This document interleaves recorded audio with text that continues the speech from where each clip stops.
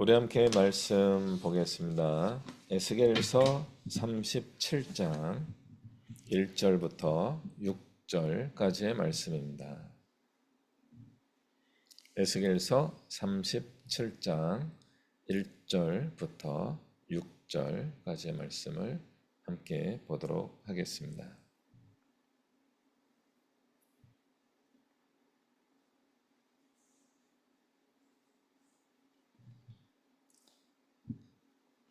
에스겔서 37장 1절부터 6절까지의 말씀 우리 함께 한 목소리로 같이 읽습니다. 시작.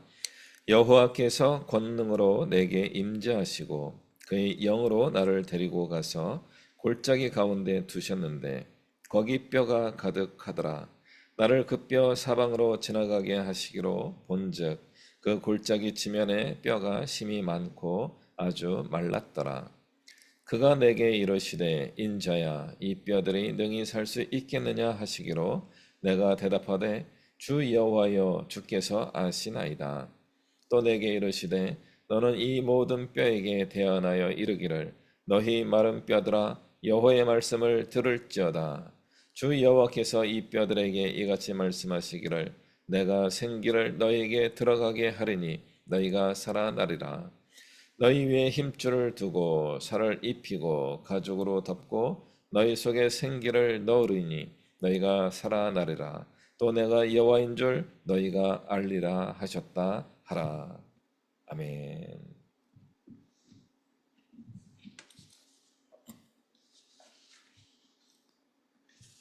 네, 반갑습니다.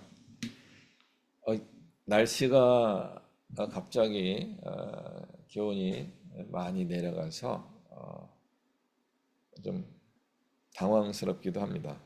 이게 지지난주까지만 해도 덥고 약간 습한 느낌도 있고 그랬는데 갑자기 겨울을 향하여 치닫고 있습니다. 다음 주에 어쩌면 영하의 날씨를 경험할 수도 있다고 합니다. 지금 우리들은 뉴노멀에 살고 있습니다. 새로운 표준의 시대가 되었습니다. 그러니까 코로나 이후에 특별히 그 사회가 그렇게 멈춰봤던 것을 경험하기도 했고요. 정말 힘들고 어려운 시기였는데 코로나 시기가 지났음에도 불구하고 우리에게는 또 아직도 어려움이 남아 있는 것을 겪고 있습니다. 뉴노멀의 시대가 펼쳐졌는데 이 뉴노멀의 이 계절적 영향도 같이 가고 있는 것 같습니다. 특히 그동안 그 온난화 때문에 기온이 올라갔다 이런 이야기를 들었었는데 올해가 그것을 가장 명확하게 경험하는 그런 때가 아닌가 이런 생각을 해봅니다.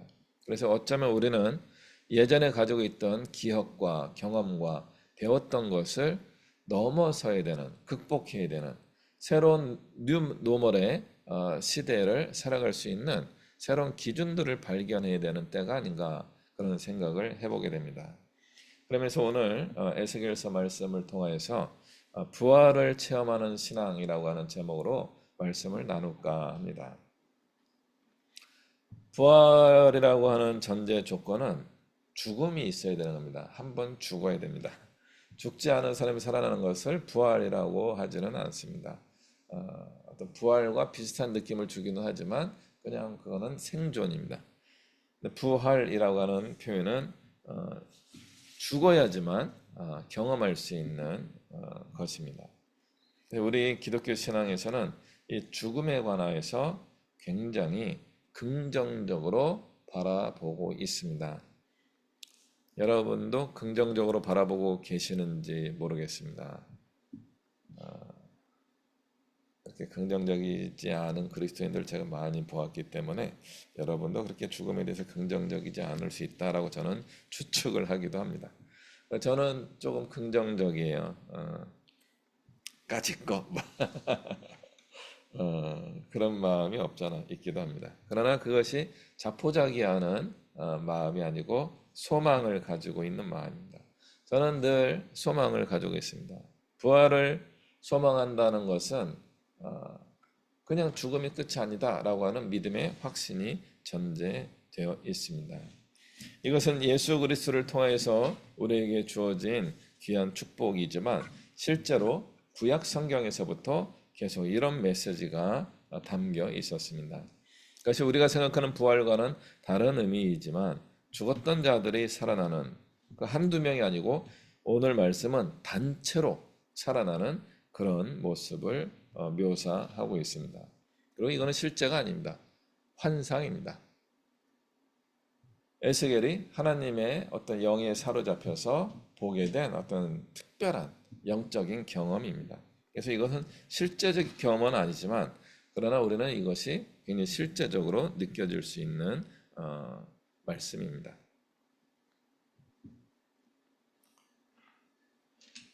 이 말씀은 오래된 아주 많이 알려진 말씀 중에 한 가지죠. 마른 뼈의 환상이라고 합니다. 보통 에스겔 골짜기로 여겨지는데 골짜기에 가득 죽은 자들의 시체가 남아있는 정도가 아니고 다 부패하여서 뼈만 남아있는 상태를 묘사해주고 있습니다. 아주 철저하게 망하고 그냥 오랫동안 침묵하며 사라져간 존재들입니다. 옛날에는요, 이렇게 마른 뼈들이 잔뜩 모여있는 장소들이 꽤 있었습니다. 아주 옛날만이 아니라 우리나라 그 한국 전쟁, 6.25 전쟁 때만 하더라도 집단으로 사람들을 살해하고 그들을 매장하는, 심지어는 생매장했다, 이런 이야기도 돌 정도로 굉장히 폭력적인 일들이 20세기에도 분명히 일어났었습니다. 고대 사회에서 전쟁에서는 이런 일들이 비일비재했습니다. 이런 집단 살해 현장, 매우 폭력적인 현장들이 고대 전쟁에서는 아주 많이 일어났습니다. 왜 그런 일이 일어났을까요? 강한 자들이 약한 자들을 제거하고 나서 두려움에 사로잡히는 거예요. 저들이 힘을 얻으면 어떻게 될까? 왜냐하면 자기들도 강한 자들도 그렇게 힘이 센 사람들이 아니에요. 한두 명 굉장히 용감하고 싸움을 잘하는 사람들, 장군이라고 하죠. 그런 장군들이 존재하지만 대부분의 사람들은 우리 같은 평범한 오합지졸들이에요. 그런데 마침 싸워보니까 이긴 거죠. 그렇게 연약한 사람들, 일반적인 평범한 사람들을 모아서 전쟁하는 시대에서, 물론 군사훈련을 합니다만 우리만 하나요? 저쪽도 하죠. 그래서 아는 거예요. 통치자들은 저들이 어느 날 훌륭한 리더를 만나면은 세력을 규합하고 전투를 잘 작전을 수행하게 되면은 우리가 질 수도 있다라고 하는 위기의식을 가지고 있는 거죠. 그래서 그런 일이 발생하지 않도록 하는 게 뭐예요? 철저히 다 죽이는 겁니다. 보통 우리가 이런 표현들을 하죠. 씨를 말린다, 이런 표현합니다. 씨를 말린다 하는 이 표현은 뭐예요? 남자들을 다 죽였다, 그런 뜻입니다. 다음번 자손들이 등장할 때 그 아버지의 유전자가 형성되지 못하도록, 남자들의 유전자가 전파되지 못하도록 제거하는 겁니다. 그리고 여성들을 자기들의 어떤 소유로 삼아서 아주 폭력적인 일을 계속하게 됩니다. 이것이 고대에 있었던 전쟁의 모습들이었고요. 그런 일들로 인하여서 집단 살해와 집단 매장, 이런 일들이 많이 있었습니다.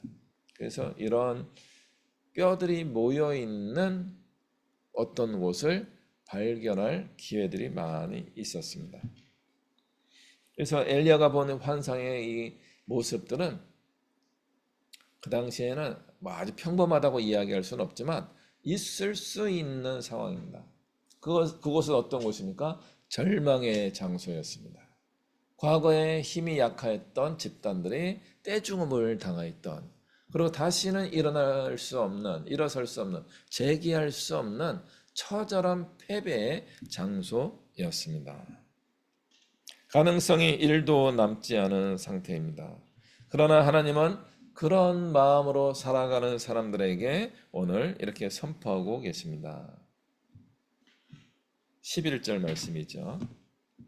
또 내게 이르시되 인자야, 이 뼈들은 이스라엘 온 족속이다. 그들이 말하기를 우리의 뼈들이 말랐고 우리의 소망이 없어졌으니 우리는 다 멸절되었다 하느니라 하면서 그 마른 뼈의 마음을 가지고 절망하며 우리는 망했습니다. 우리는 재기할 수가 없습니다. 회복할 수가 없습니다.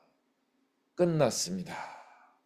이렇게 이야기하는 이스라엘 백성들의 한탄을 들으신 겁니다.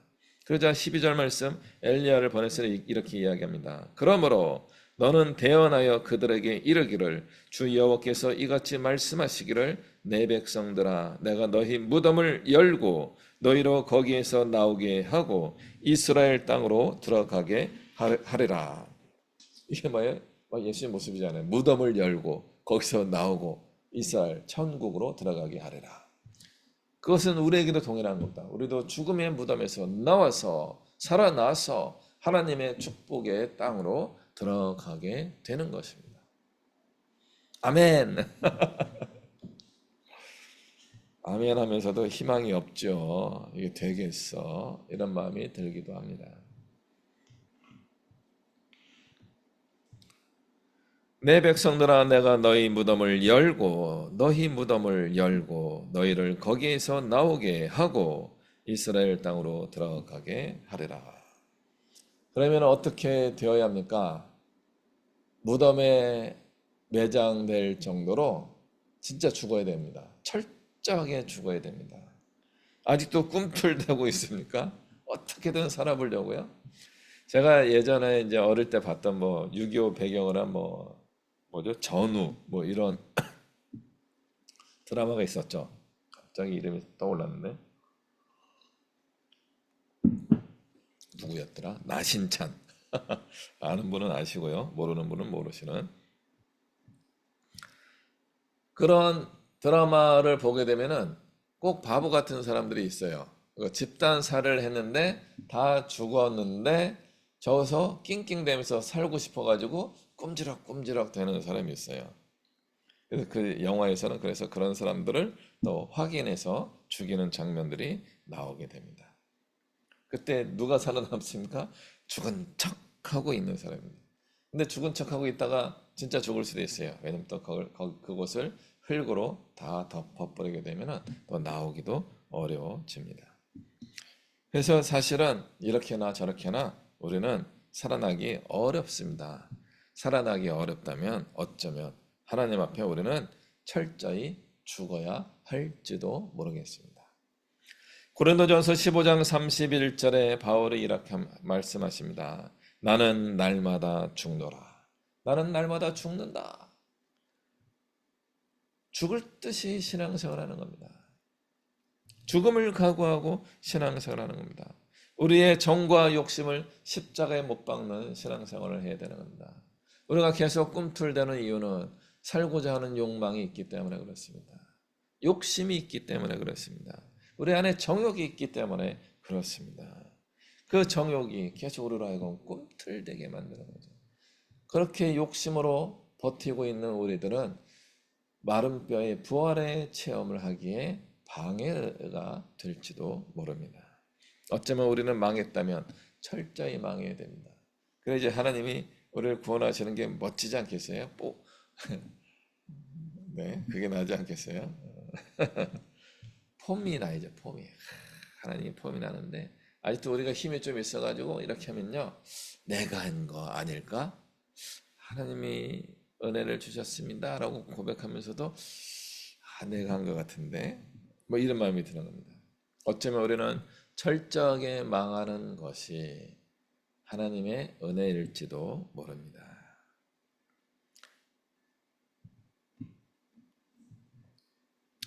에스겔서에 의하면 이스라엘이 멸망한 이유는 제사장들과 선지자들의 종교적인 타락을 하였기 때문에 그렇습니다. 그들이 성전문 은밀한 곳에서 음란한 짓을 하고 하나님께 드리는 예배 제물들을 자기들의 이익을 위하여 허투루 사용하고 그리고 백성들에게 종교적인 방법으로 착취하고 속이고 그리고 올바른 신앙의 가르침을 전하지 않고 이런 일들이 있었기 때문에 하나님의 통치 나라였던 이스라엘이 하나님의 통치에서 버려둠을 당한 것입니다. 하나님의 다스리는 나라였을 때는 하나님의 능력의 손으로 지키시고 보호해 주시고 은혜와 복을 더하여 주셨는데 하나님의 은혜의 물줄기를 마르게 하시고 보호의 손길을 이렇게 열중시어 하시면서 외부의 적들이 침략해 들어올 때 하나님의 보호를 받지 못하게 됩니다. 신앙의 지도자들이 올바른 신앙의 가르침을 주지 않았기 때문에 그렇습니다. 그러나 그것은 종교 지도자들만의 문제가 아니었습니다. 이스라엘 백성들도 그게 좋았어요. 그래서 그들도 우상 숭배를 시작하는 겁니다. 뭔가 그럴듯한 것들을 붙잡고 살아가기 시작하였습니다. 이 문제를 가지고 하나님의 참된 선지자들이 한 번, 두 번, 세 번, 네 번, 다섯 번 계속하여서 이스라엘 백성들에게 회개할 것을 권하고 그러다가 너희들 망할 수 있다. 경고하시고 지금이라도 하나님을 온전히 섬기며 예비합시다. 그런 가르침을 계속 줬지만 이스라엘 백성들이 그런 하나님의 말씀을 따르지 않았습니다. 정치 지도자, 종교 지도자뿐만 아니라 모든 백성들이 하나님 중심으로 살아가는 것을 거절하였기 때문에 하나님의 능력의 손길이 사라진 것입니다. 하나님의 보호하심과 인도하심이 사라지게 된 것입니다. 그래서 그들의 삶에 철저한 실패와 패배와 절망이 찾아오게 된 것입니다.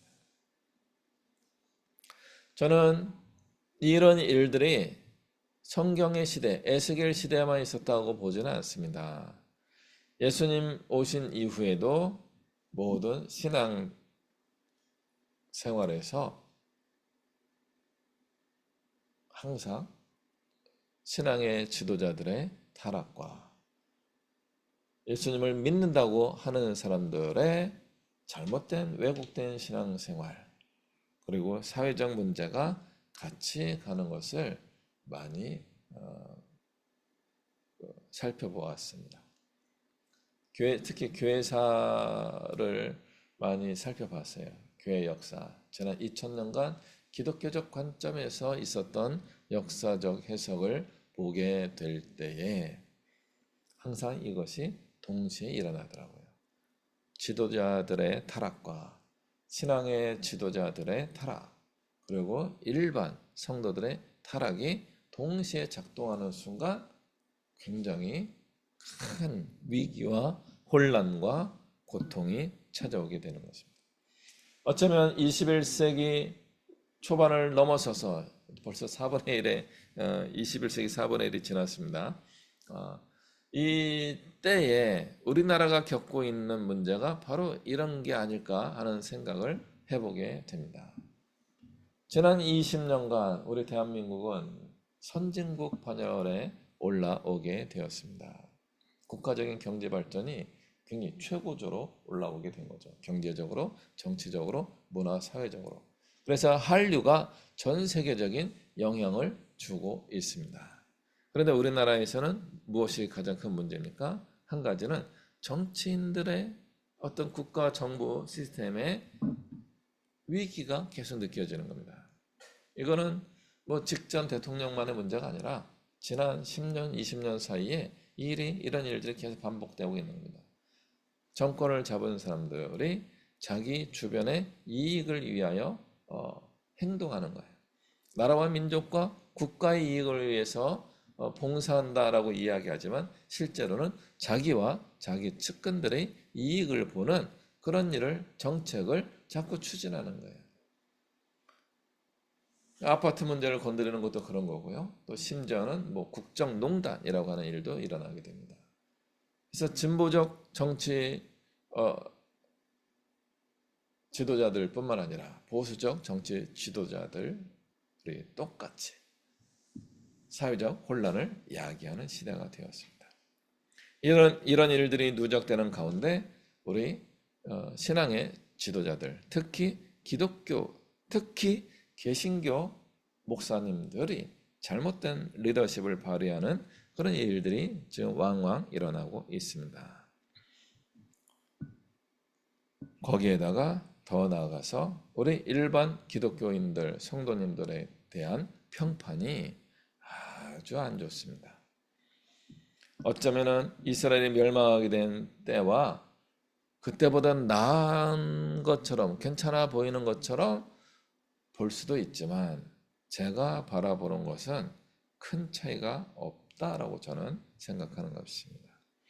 그러므로 우리는 이때에 위기의식을 가지고 하나님의 보호하심의 손길이 사라질지도 모른다라고 하는 두려움 속에서 에스겔과 같은 우리 성경에 나오는 모든 선지자들과 같은 예언자적 삶을 살아야 될 것입니다.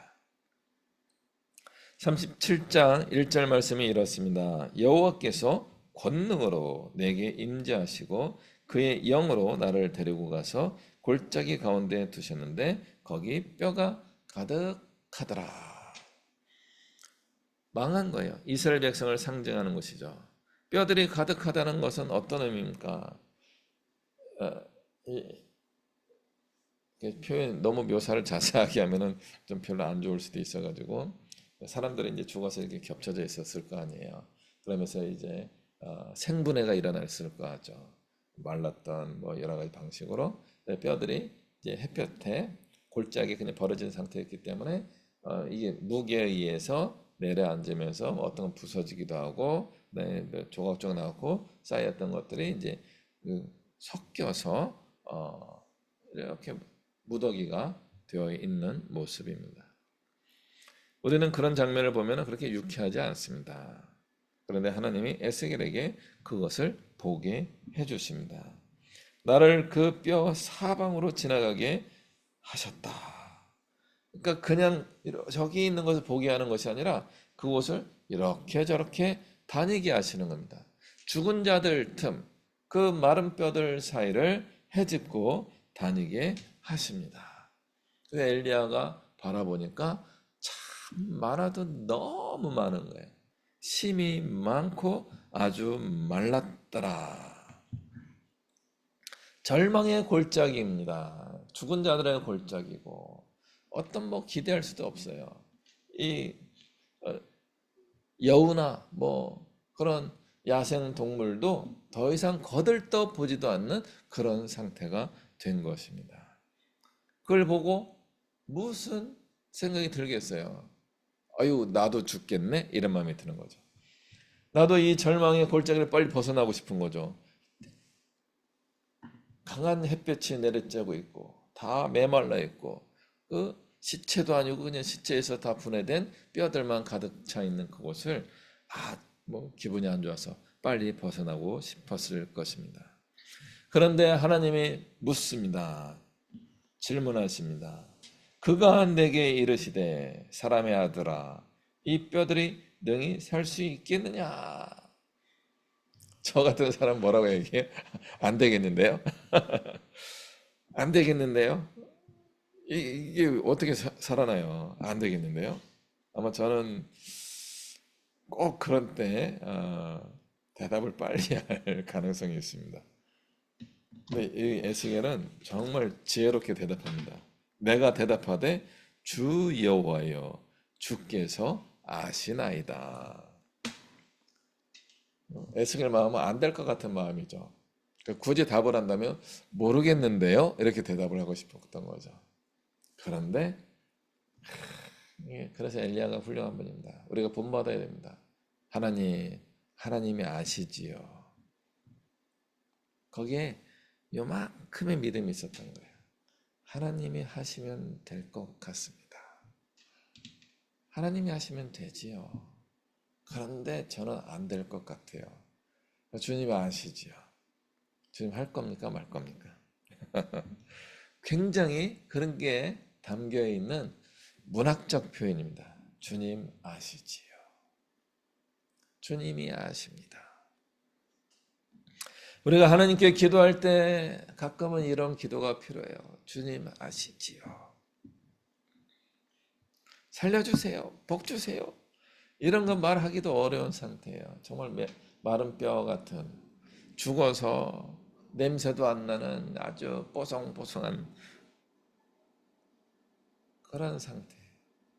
어떤 생명, 촉촉함이 하나도 남아있지 않은 그런 상태. 마지막 우리가 할 수 있는 마지막 고백은 그거죠. 주님이 아십니다. 주님 아시지요.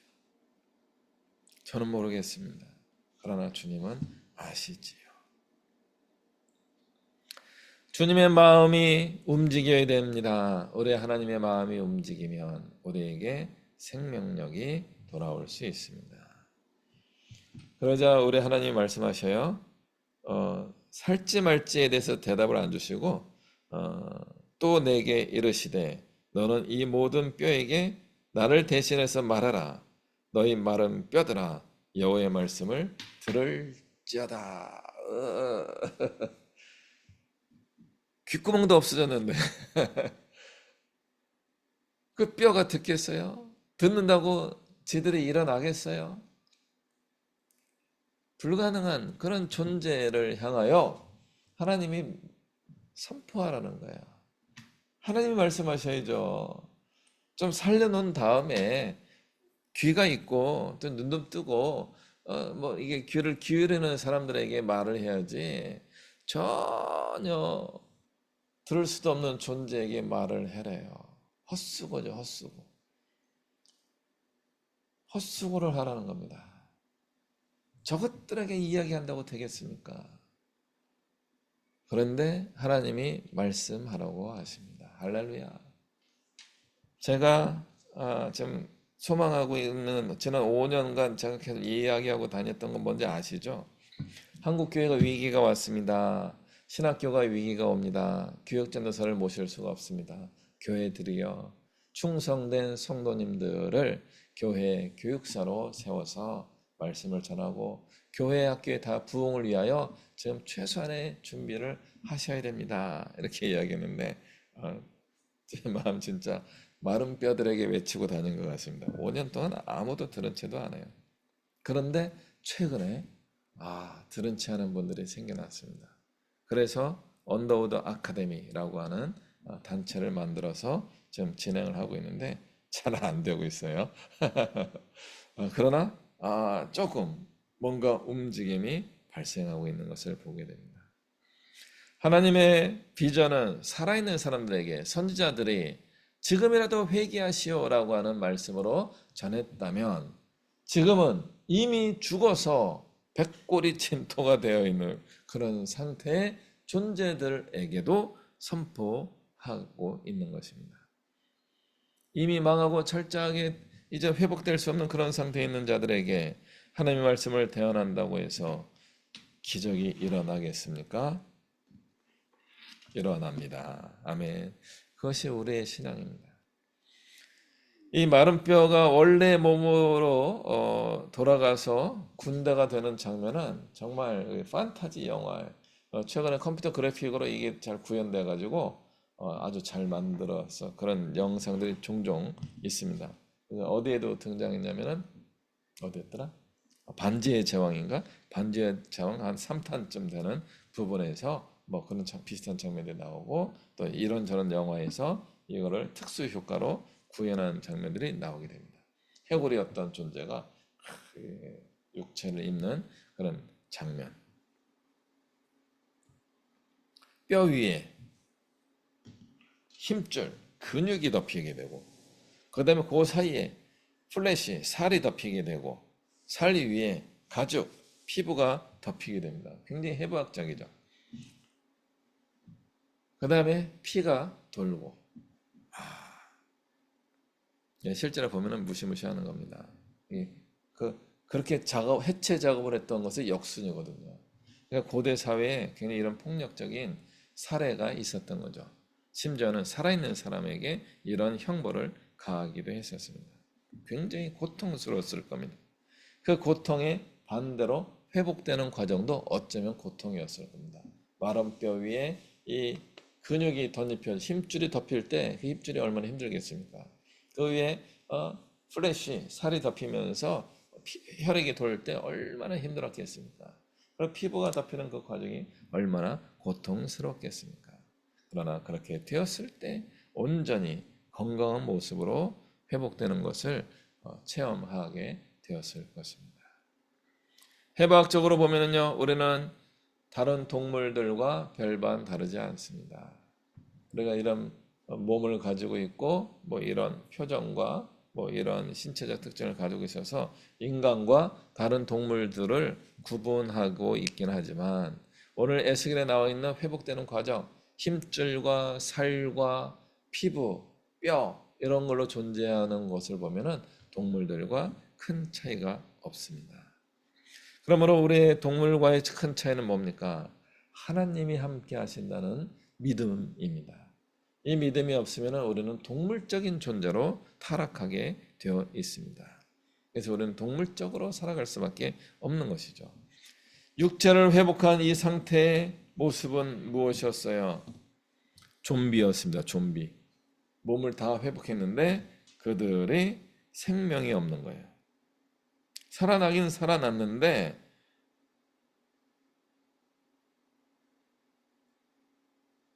생기가 없는 거예요. 생기가 없는 자들이 이렇게 있는 건 뭐예요? 그게 시체예요. 바디예요, 바디.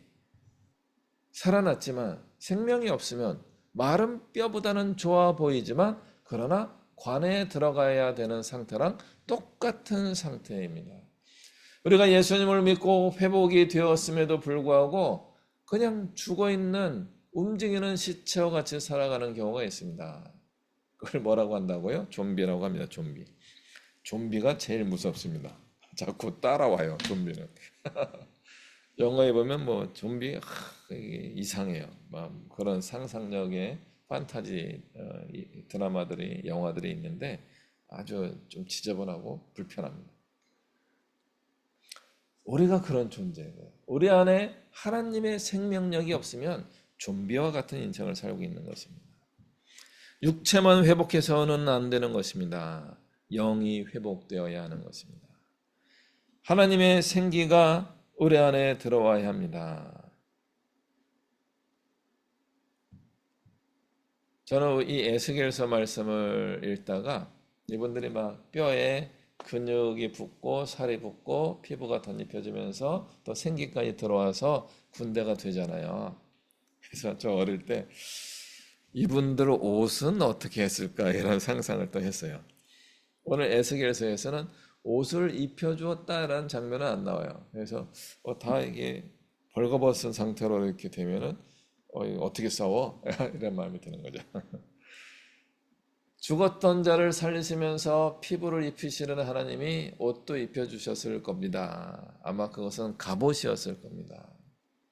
투구도 있었을 거고요. 군대가 되었기 때문에 칼과 창과 방패도 있었을 겁니다. 하나님이 다 주십니다. 하나님이 우리에게 살아갈 수 있는 힘과 능력을 다 주십니다. 우리를 회복시켜 주시는 정도가 아니라 그 다 보호할 수 있는 장비들까지도 다 제공해 주십니다. 아멘. 아멘, 아멘.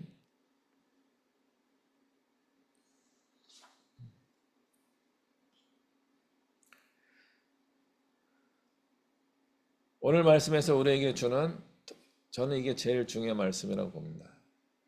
이스라엘 백성들이 한탄하면서 우리는 마른 뼈 같은 존재입니다. 아, 망했어요 라고 하는 사람들을 향하여 엘리야를 통하여 회복의 말씀을 선포해 주셨습니다.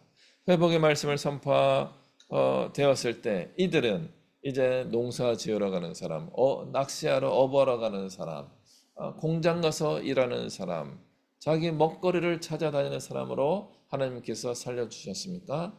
아닙니다. 절대 아닙니다. 그들을 군대로 살려주셨습니다. 군사로 만들어주신 겁니다. 우리는 여기서 우리 기독교 신앙의 굉장히 중요한 부분을 하나 더 발견할 수 있어야 된다고 봅니다. 예수님을 믿는 사람들은 군대가 되어야 합니다.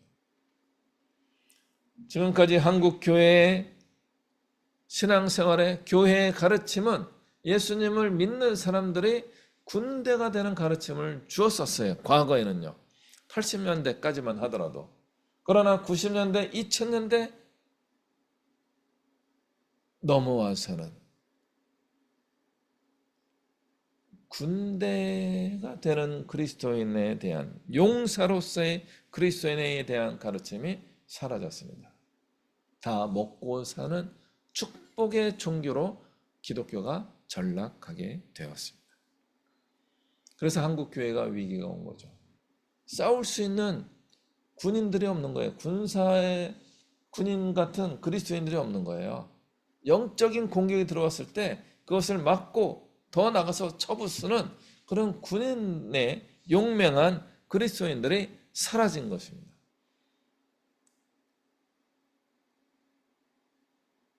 그 별별 잘못된 것들이 교회 안에 들어오는에도 불구하고 그것을 막아낼 수가 없었던 거죠. 그래서 교회에 타락이 오게 된 겁니다. 우리 목사님들 군사로 거듭나셔야 됩니다.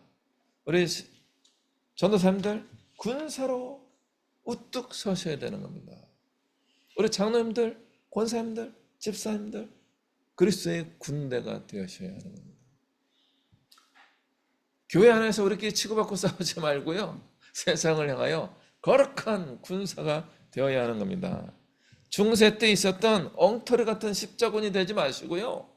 정말 그리스도 용맹한 신앙의 군사가 되어야 하는 겁니다. 어설프게 정치적인 그런 걸 주장하는 사람들 따라가는 게 아니에요. 우리 안에 정말 용맹한 믿음의 군사들이 없으니까 엉터리 같은 잘못된 싸움꾼들이 등장했을 때 신난다 하고 그분들을 지지하고 있는 일이 발생하는 거죠. 아니에요. 여러분이 군사가 되셔야 됩니다. 군사가 되기 위해서는 여러분 안에 생기가 들어가야 되는 겁니다. 예수님 믿고 회복되면 그래서 뭐 하겠습니까? 복 받으려고 부활하셨습니까?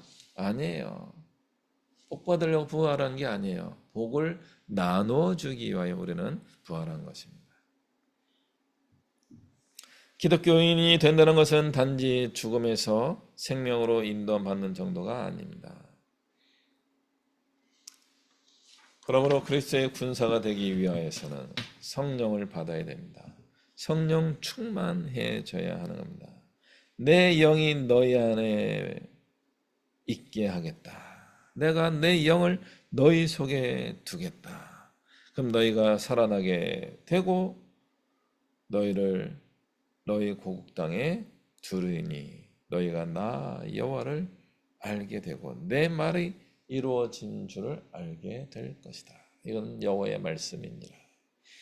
하나님의 말씀은 살아있고 운동력이 있어 날선 검과 같이 찔러 쪼개는 그런 무기가 되는 것입니다.